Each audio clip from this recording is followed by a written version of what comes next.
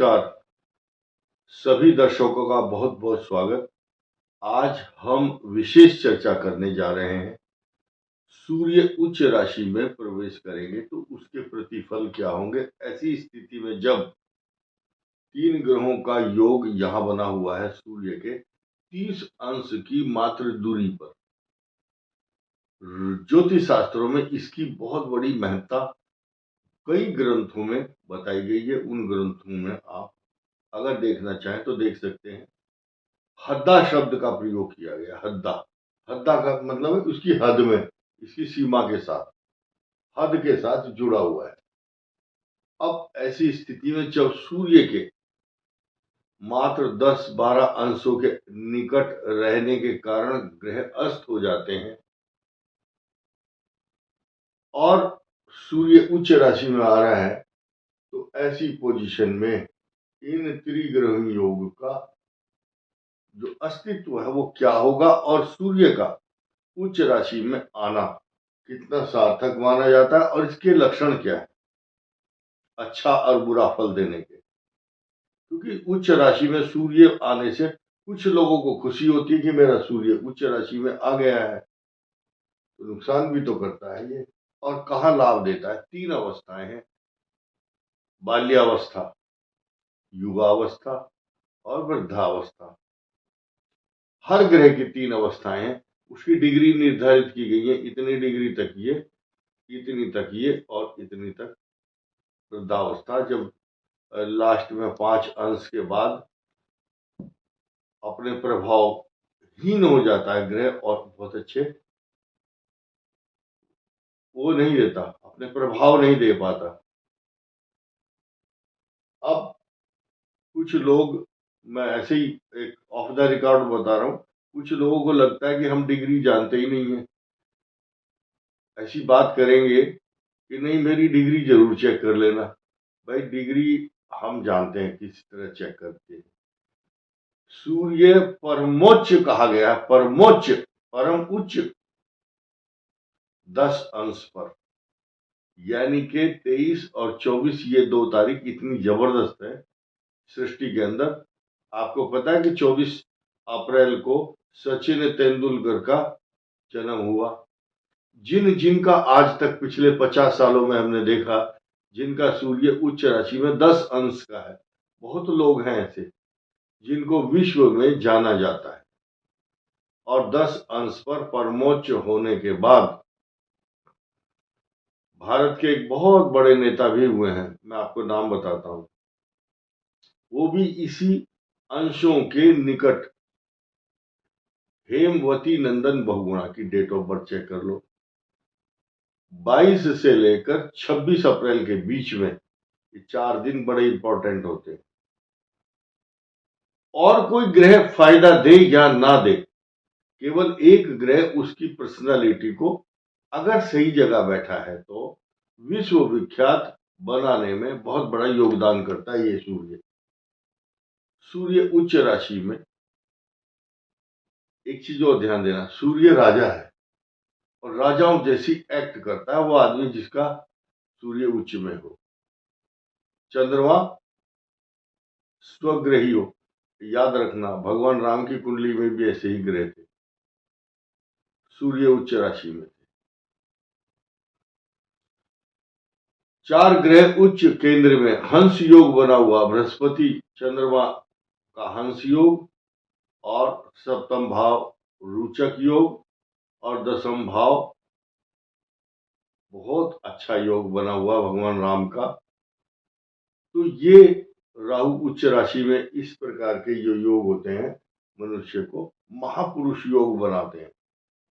10 अंश पर वो मैंने बताया कि आपको 20 तारीख से 26 अप्रैल के बीच का बहुत एक्स्ट्रा ऑर्डिनरी टाइम है। लेकिन अब ये देखिए किस किस राशि को क्या क्या प्रभाव देगा। मेष राशि को तो अच्छा है ही, क्योंकि उसके साथ है ये। उसी दौरान यहाँ पर मंगल भी चल रहे होंगे। मंगल मेष राशि का स्वामी है और ये आपके चतुर्थ भाव में एक विशेष राजयोग बना रहा है, क्योंकि इधर उच्च का सूर्य और इधर नीच का मंगल केंद्र में बैठ करके नीच भंग भी करता है।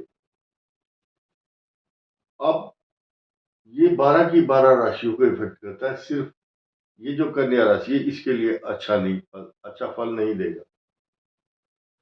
अब किन किन के ऊपर अच्छा फल देगा, किन को खराब देगा, मैं सिर्फ बताता जाऊंगा, विश्लेषण नहीं कर पाऊंगा बहुत लंबा। मेष राशि के लिए शुभ प्रभाव देगा, लेकिन ये तीनों ग्रह आपके खर्चे पर नियंत्रण नहीं कर पाएंगे। वृषभ राशि के लिए ये नेत्र पीड़ादायक होगा। व्यर्थ की यात्रा, व्यर्थ के खर्चे, व्यर्थ के झगड़े, कुटुंबी जनों के साथ अशांति, तनाव, परेशानी, लेकिन इनकी शुभ प्रभाव वृष राशि पर बने रहेंगे। अब आया मिथुन के लिए। एकादश भाव में जब सूर्य आता है एक्स्ट्रा ऑर्डिनरी परिणाम देता है। और राशियों के लिए इसके लिए भी शुभ, इसके लिए शुभ, अत्यंत शुभ। इसके सप्तम भाव में अच्छा परिणाम, इसके छठे भाव में अच्छा परिणाम, इसके पंचम भाव में एक्स्ट्रा ऑर्डिनरी शुभ परिणाम देगा। मकर के लिए चतुर्थ भाव में बहुत ही शुभ केंद्र में होता है, क्योंकि इनके अष्टम भाव ये है, इसका स्वामी होगा सूर्य। 11th राशि कुंभ के लिए पराक्रम वृद्धि करने वाला, और मीन के लिए द्वितीय भाव धन, कुटुंब, वाणी, इसकी वृद्धि करता है, लेकिन साथ ही साथ आपकी नेत्र पीड़ा का कारक भी बनता है। पेट के रोग भी देगा, क्योंकि सप्तम भाव में ये है और मंगल आपके पंचम भाव में रहते हुए इसकी आपके रोगों पर दृष्टि भी होगी। अब हम सामान्य बात कर लेते हैं, सिर्फ केवल और केवल मेष राशि की। ये मेष राशि अश्विनी, भरणी और कृत्तिका नक्षत्र की है। अब अश्विनी जो है वो केतु का नक्षत्र है, भरणी शुक्र का है, और कृत्तिका नक्षत्र सूर्य का। तो केतु की पोजीशन बहुत अच्छी नहीं है इस समय। ये रोगों का, शत्रुओं का तो विनाश करता है, लेकिन रोग देता भी है ये। और मेष राशि के लिए और नए समीकरण क्या है जी, जो अश्विनी नक्षत्र बताया केतु का, केतु यहाँ आ गया। शुक्र जो है उच्च राशि में, दूसरा नक्षत्र कौन सा, भरणी। भरणी जो है आपके घर को भर देगा, क्योंकि शुक्र उच्च राशि में और भरणी नक्षत्र का स्वामी भी शुक्र है, भरणी नक्षत्र। उसके बाद आया कृत्तिका। कृत्तिका का स्वामी उच्च सूर्य अपने परमोच्च उच्चांश में है, उच्चांश कहा गया है इसको। परमोच्च शब्द की व्याख्या भी दी गई है ज्योतिष शास्त्रों में। ये तो हुआ परमोच्च। अब परम नीच शब्द भी है ज्योतिष शास्त्र में। बड़े बड़े ग्रंथों को आप उठा के देखेंगे तो उसमें परम नीच कैसे है। कार्तिक मास में जब तुला राशि में सूर्य होंगे, तो ये सूर्य जो है 15-16 तारीख के बाद अपना असर दिखाना शुरू कर देते हैं, और 10 अंश तक नीचांश कहा गया है। ये एक साइड इफेक्ट अच्छा नहीं माना जाता, क्योंकि सूर्य की जो पोजीशन है तुला और वृषभ, यही तो दो राशियां हैं जिनके लिए अच्छे परिणाम कभी भी सूर्य देवता नहीं देते हैं। लेकिन फिलहाल इन सूर्य देवता की परमोच्च जो कंडीशन है, सब राशियों को अलग अलग प्रभाव तो देंगी, लेकिन मेष राशि के लिए एक्स्ट्रा ऑर्डिनरी, क्योंकि इस राशि पर ट्रांजिट हो रहा होगा सूर्य का। ये नीच दृष्टि से तुला राशि को देखेंगे, तुला के लिए कष्टदायक होगा। इस वीडियो में इतना ही। धन्यवाद, नमस्कार।